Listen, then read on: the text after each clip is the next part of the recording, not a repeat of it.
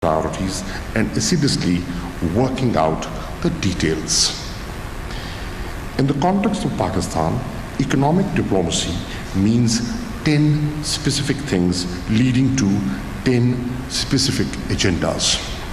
1. Enhancing Pakistan's exports and increasing our share in the international market, both in the sectors of our comparative advantage and nascent fields, with promising prospects of growth.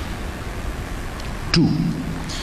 Integrating our manufacturing and industrial base into the global value chain by attracting foreign direct investment through greater ease of doing business and forging partnerships in strategic sectors of the economy. 3. Overcoming economic headwinds by helping create the fiscal space needed for long-term policy adjustments.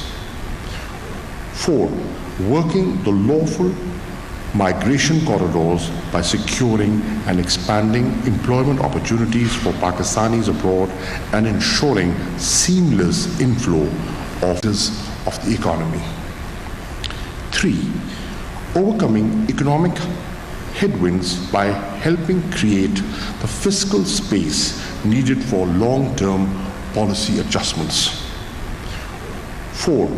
Working the lawful migration corridors by securing and expanding employment opportunities for Pakistanis abroad and ensuring seamless inflow of remittances.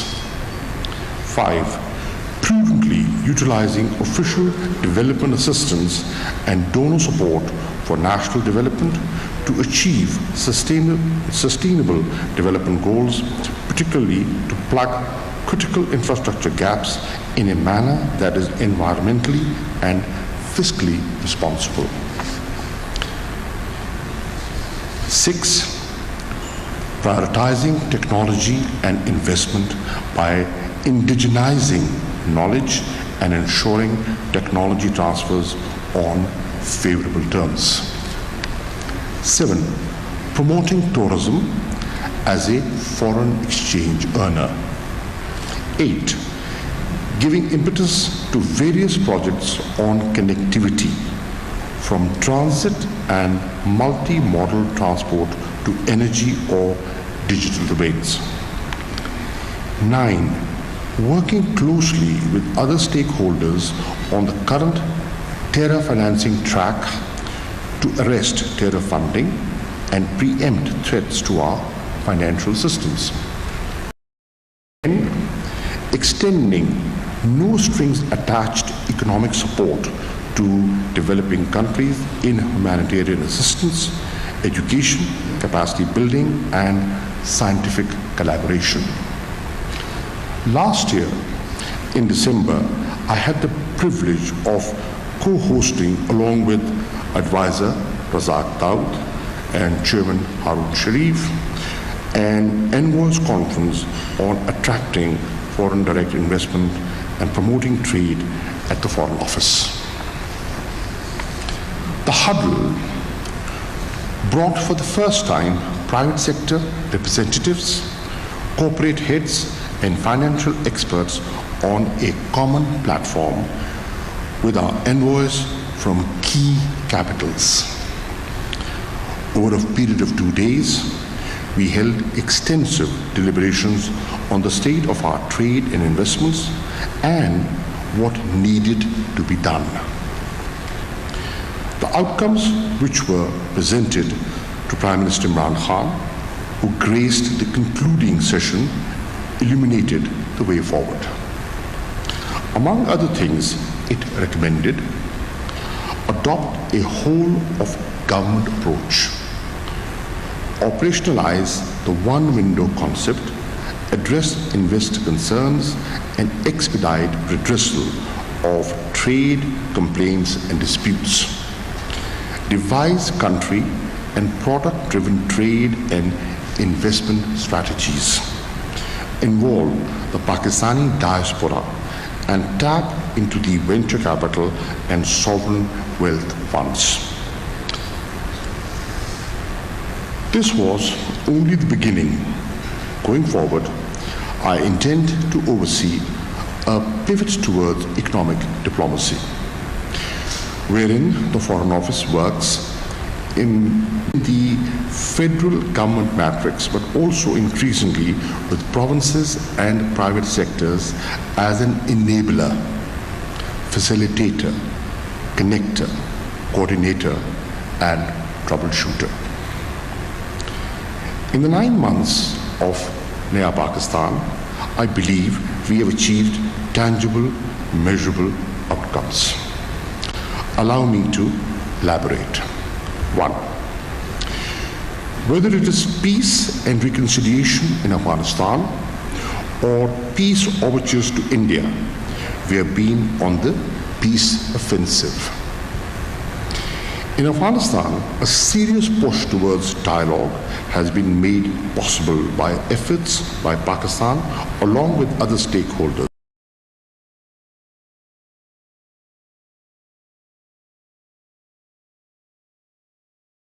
and partners engaged and informed. While India has been raking up tensions with Pakistan as an outcome of the BJP government's electoral arithmetic, Pakistan has managed to contain the crisis by acting with great responsibility, utmost restraint, and iron resolve. The Kartarpur spirit envisioned by Prime Minister Imran Khan lends credence to hopes for a fresh push for dialogue and diplomacy once a new government is in place in New Delhi, hopefully soon. 2. Where needed, we have reinvigorated relations, imbuing them with a renewed spirit of cooperation and partnership. With China, Saudi Arabia, the UAE, Turkey, Qatar, Malaysia, and Iran, our relations have assumed a stronger economic dimension. I accompanied Prime Minister Imran Khan to China recently. The visit witnessed 2 seminal developments that gave great impetus to our trade and connectivity agenda. Firstly, Pakistan and China decided to enter the next phase of CPEC, which will see establishment of special economic zones. The special economic zones envisioned to be fulcrum of future waves of industrialization, with investments from China, Pakistan, and other countries. Secondly, we inked Phase 2 of Pakistan-China Free Trade Agreement. The agreement gives Pakistan concessionary market access across a range of tariff lines, affords robust safeguard measures for protecting of domestic Pakistani industry, and carries balance of payments support provisions. If Pakistan is able to capture even 10% of Chinese market share in priority products and lines, this would translate into a surge of our exports worth billions of dollars. The China-Pakistan Free Trade Agreement, too, has been designed specifically keeping in view the imperative of plugging Pakistani industry into China's value chain and attracting foreign direct investments in the special economic zones. 3. Pakistan has secured from friendly countries balance of payment support to the tune of some $13.4 billion, which includes direct placement of funds with the State Bank of Pakistan, outright grants, trade concessions, or oil, trade concessions on oil on deferred payment facility. 4. Big ticket investments are also lining up. Saudi Arabia's Aramco has committed $20 billion to set up an oil refinery in Gwadar, and the UAE and Qatar are eyeing investments of a comparable magnitude. During Prime Minister Mahathir Mohamad's recent visit to Pakistan, contracts worth some 900 million were concluded.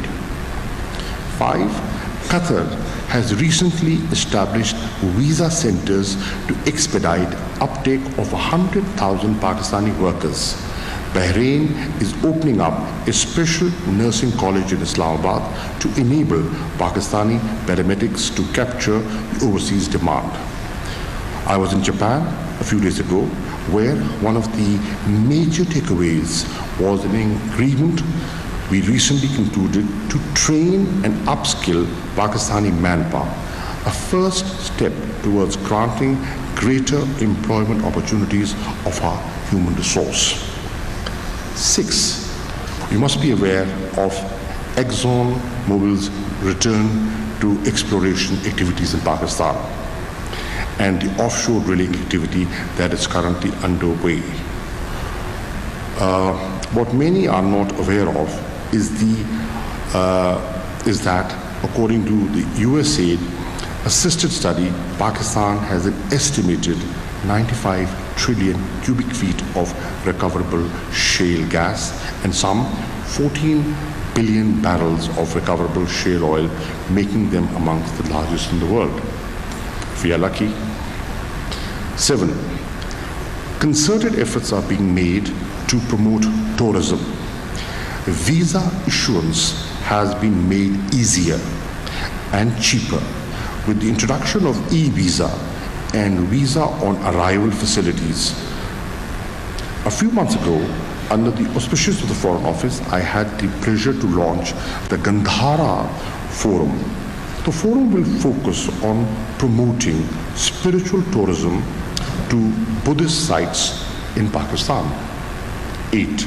In partnership with relevant stakeholders, we are institutionalizing economic diplomacy planning.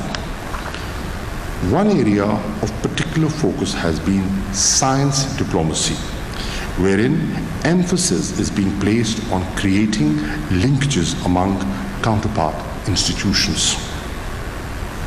Distinguished participants, if some of the most powerful and resourceful countries of the region are linking up with and investing in Pakistani economy, it is time to take full advantage of the exciting opportunities opening up in Pakistan. It is time to invest. Thank you.